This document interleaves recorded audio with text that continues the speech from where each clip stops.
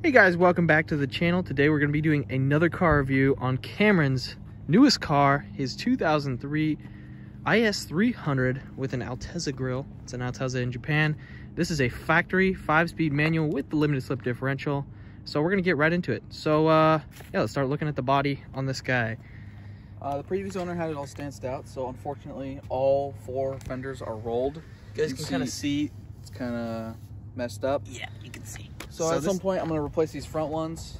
The back ones they're fine. And like the door, like the panel gap on the door is like really bad. Yeah. So overall the body is not the best. The bumpers, oh yeah, the car is wrapped white, and then the bumpers, this is the actual color of the car underneath the wrap. It's just the paint's not very good apparently. Yeah. And the bumpers are missing the fog lights, as you guys can see. And these are not the original set of wheels. The guy like had different wheels on here, and then he just bought this set of really beat up OEM wheels. They're like super gross, and Cameron already tried to clean them, I think, or something. No, I haven't tried to clean them yet. But that stuff, like most of that's all stained on there. So yeah. So let's move around to the side of the car here. As you can see, it's a 4-door. It's pretty nice. It is rear-wheel drive, which is kind of nice, and then pretty much all the American Toyotas have the gas cap on the driver's side. Yeah. I think the only one that doesn't is the Land Cruiser. And this car is on coils, so you'll notice in the back it's kind of low, and the fitment is not great, to be honest. Yeah, and then the front is kind of higher because the coilovers are super terrible. And he also put fully adjustable control arms all the way around in the back. Yeah, he left that. The car used to be on bags, by the way. That's why it was all crazy stanced out. Yeah, and then as you see, I have a couple of holes in my trunk because the guy had a ginormous wing on it. Yeah, so those are just covering the screw holes. The guy had a wing on it. And then these are the stock Altezza taillights that kind of started the clear taillight trend of some like mid-2000s cars. People, like companies started doing that.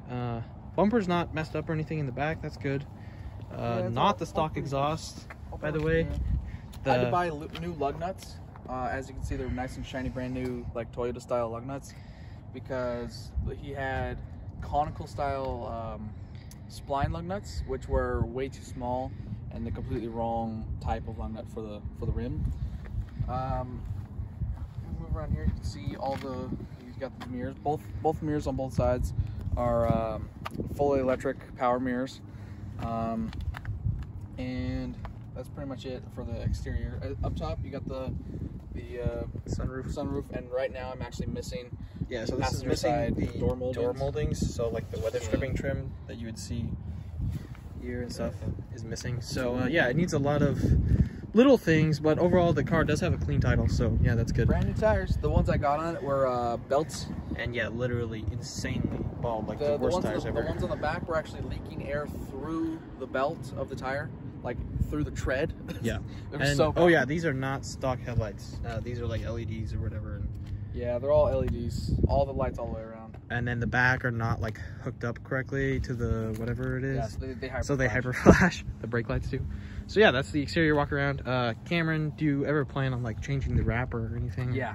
So eventually, I'm gonna get new front like fenders, and like just like some random reproduction ones, so it actually has like the natural body line. Yeah, so you don't have these bad dents. And then I got a guy that wraps cars, so I'm gonna have him wrap it as the Lexus blue, I think it's Spectra blue mica, which is what they made from I think 2002 to 2005 for the Lexus blue. Yeah. So if you just look up blue Lexus IS300, you'll see it. Yeah. Oh yeah, and also the car is missing the belt trim down the belt line here. You guys can see it's missing the side markers. It's just wrapped over it pretty shittily, and yeah, that really sucks that Cameron has to replace that because that's like super hard to find and super expensive. Yeah, so we'll hop into the interior next. Okay guys, we're gonna take a look at the interior. First things first, let's look at the door panel here. You have this kind of cool gray suede with like perforations. It's kind of hard to see in the light, but you guys can see it's pretty nice. The door panels are actually really nice in the car. The interior is not all beat up. These are, I think, the stock speaker covers, but these are aftermarket speakers.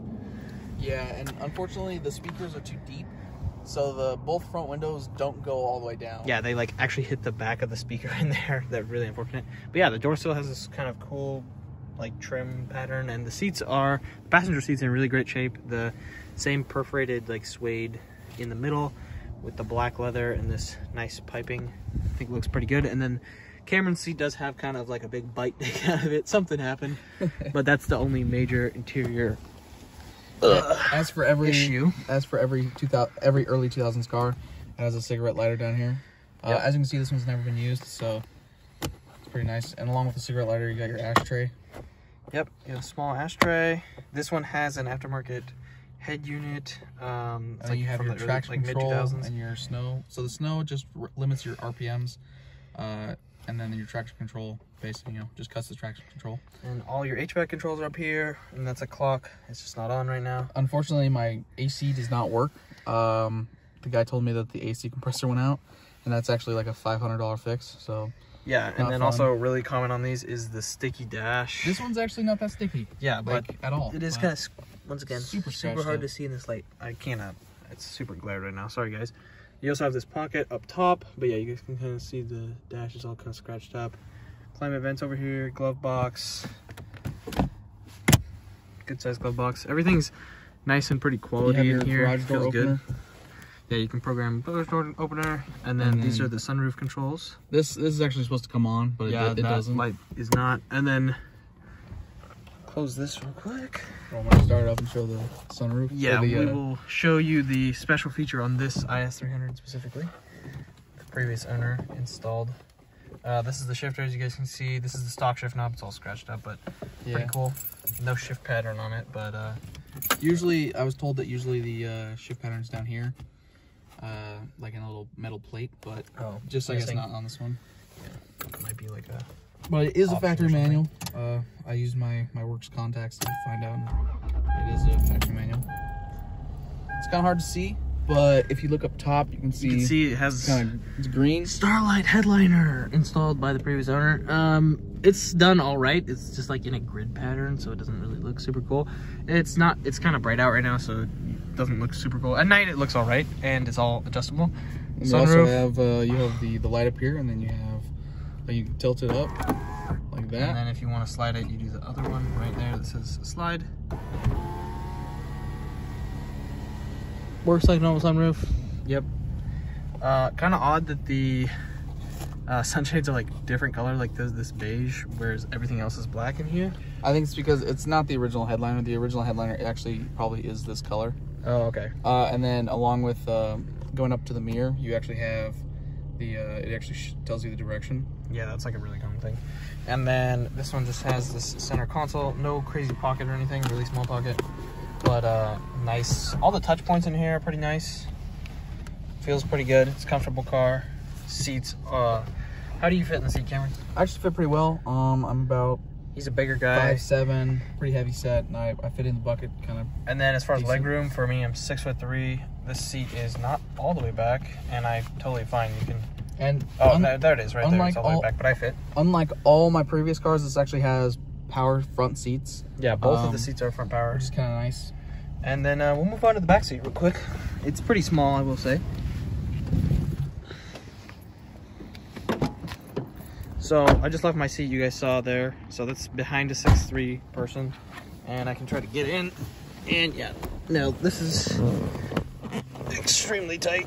Yeah, no, it's not gonna fit. You gotta remember, guys, it's modeled after a BMW 328i, so it's not 3 Series size rear seat. Not so meant to be a huge SUV or a huge sedan. Yeah, so I would say this is good for like if you want to throw your friends in back for a short ride or something. But if you're planning to bring adults around for like long haul, I would recommend going for like a GS or an LS size, basically like a 5 Series or a 7 Series size that has more prominent back seats. Yeah, this is really tight. Oh my god. So I'll go ahead and pop the trunk and I'll show you what's in there too. And the car is pretty low. It's not super low, like difficult to get in and out of, but if you are kind of stiff and struggle to get into lower cars, it is a little bit lower. So yeah, the trunk is pretty normal, with pretty decent size. It has a ski bag right there. The rear seats do not fold down. As with pretty much every Lexus, it has the pull handle on the inside of the trunk so you don't damage the paint or get it all scratched up. Under here is supposed to be where the spare tire goes. A full-size spare, but I just the guy took it out and I don't have a spare. There's no spare. Up here you have, of course, your like indoor hatch emergency hatch release. Yeah, so the space. That's pretty much it. It's a pretty big trunk.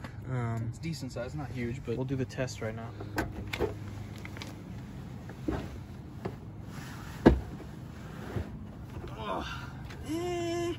Can't quite fit in here actually. So, if you guys, oh my god, I'm stuck. No, that's not. If you guys plan on putting someone in the trunk, don't buy this car. yeah, Buy a Camry. If you're looking to, you know, store some bodies, get like a LS400 or a GS300. Get an ES300. We have a Camry video, and I got in that trunk totally fine. It's very big. Yeah. So yeah, overall, pretty practical little car. What type of gas mileage do you get, Cameron? I'm not exactly sure right now, but I think it's supposed to be like low 20s, high teens. The estimated is supposed to be about 21 city and 29 highway, which that's pretty optimistic, to be honest. I'm getting probably about 25 combined. Really? It actually has a little MPG gauge on it, so when I'm cruising on the highway going about 60, it shows about like 25 to 30. Like, yeah, that's kind of like a little notch, but it's actually pretty like the estimated MPG is pretty accurate, and I'm pretty sure the manual gets better gas mileage than the automatic. Yeah, that makes sense. The low 20s and high teens is like, I know for sure. A friend has a GS300, and those ones are a little bit more bigger body cars, and those ones get a little bit worse. Yeah, and also just mention one other thing. You guys saw the brakes. These are not the stock brake rotors. These are like slotted and drilled that the previous owner threw on there. They're not the right size, I don't think, or something. Or... They're like the correct size. They're like close, but they're like made by like some aftermarket manufacturer that on the front hubs they don't sit. Yeah, like they don't sit flush, stable. So you have to kind of like set them and then put the wheel on, and then tighten down and then like check to make sure nothing's rubbing. It's kind of weird, but yeah, they're not the best. So, but yeah, so this car's been, you know, modified through and through, and then also this is not the stock grill. This is like a aftermarket Altezza grill. The other grill, the actual one in Japan, is like the Lexus logo. Horizontal one with the red badge, and then the one that you'll see is the Lexus logo one. So yeah, Kim's gonna pop the hood real quick, and we'll take a look at this inline 6 2JZ. And for all of you guys thinking, oh my god, 2J, the 2J in this car is naturally aspirated. It's not the GTE, it's the GE. Which means that you find in a GS300, a SC300, and a naturally aspirated like a Mark IV turbo. Almost, yeah. Or no, not turbo, but the Mark IV Supra also has this engine. It's just in the turbo version. And then the NA. So yeah, so this is the NA motor, and it makes 210 horsepower. And then the torque, I was looking online, and it looks like the torque is like 218 or something, 212. There's like different numbers that people say or whatever. So about 210 each. If you look real close, you can actually start to see a little bit of a couple problems with it. So, first of all, that's not the stock intake. Yeah, it's got some kind of like hot air intake. Yeah. And then this has the stock radiator. This is the original radiator. You can see it's labeled Toyota, and it has a big nasty crack right there. I tried fixing it with Gorilla Tape until I get my new one in the mail, but it just kind of melted off, and now you can see there's like coolant here and coolant up here. So you'll see a video pretty soon of me trying to replace that. Yeah. And then it also has like a major valve cover leak. Yeah. Which is not good. Other than that, that's pretty much it. It's pretty it's pretty much stock. It doesn't have an intake manifold or anything, like no tune, nothing. So yeah, the car is pretty peppy, and we'll show you that in the driving segment coming up next. So yeah. Okay guys, we are in the IS300 5-speed manual. We already showed you guys that. Limited slip differential factory. We're gonna take it on a little drive here. There's a car coming.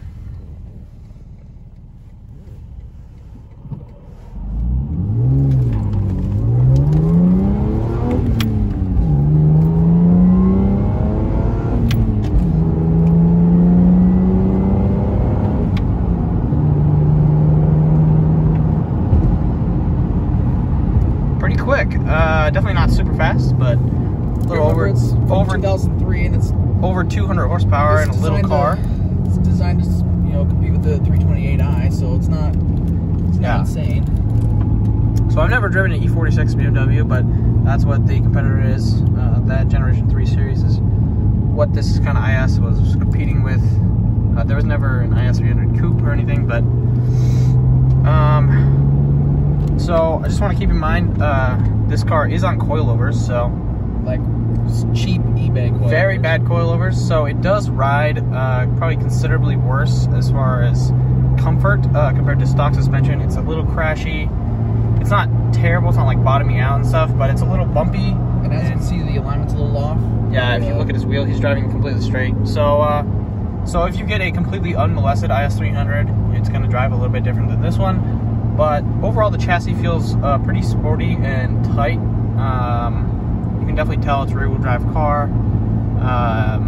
How's the turn-in, Cameron? Is it pretty quick, or like how quick is the steering ratio? Like, does it feel pretty fast? It's decent. And yeah, I mean, overall the car does also have brand new tires on it, so the grip is pretty good. How does the shifter feel, Cameron? A lot better than the Corolla. It's pretty tight. Is it like notchy, or? It's, yeah, I'd say, yeah. So it's pretty crisp. Yeah, so we're in fifth right now, so we're doing downshift.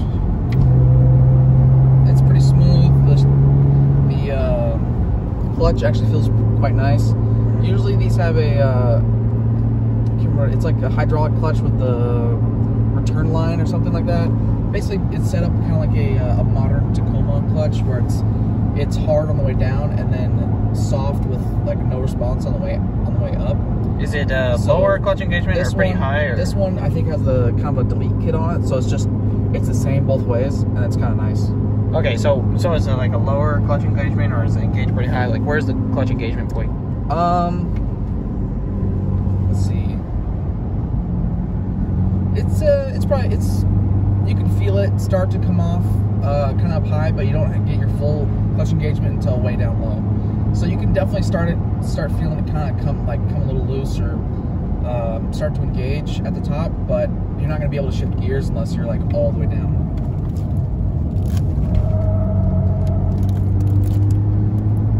Overall, the car feels pretty stable in the corners. Like we said, it's on coilovers, so it's a little stiffer and lower than standard ride height, so it feels a little bit more sporty. Like I said, it's pretty quick, a little over 200 horsepower. Definitely not gonna blow your doors off or anything, light your hair on fire, but it's pretty fun to drive, and Cameron's been liking it a lot. Rear-wheel drive, of course, makes it dynamic feeling, and with the limited slip differential, you can kind of slide around if you like to. So yeah, pretty good driving car. Is this your favorite car to drive so far, Cameron? I would say, yeah, probably. I kind of wish the alignment was correct, so it kind of pulls a little bit, but it's pretty fun to drive. Yeah, and this one also has the exhaust slightly modified. I think it's just a muffler delete with the resonator and cats still on the car, so it's a little bit louder than a stock IS300. It doesn't sound like terrible though, so Cameron's just probably gonna leave that. Yeah. So yeah, so thank you for checking out the video. This is the driving portion of the video wrapping up, and please like and subscribe if you like the video.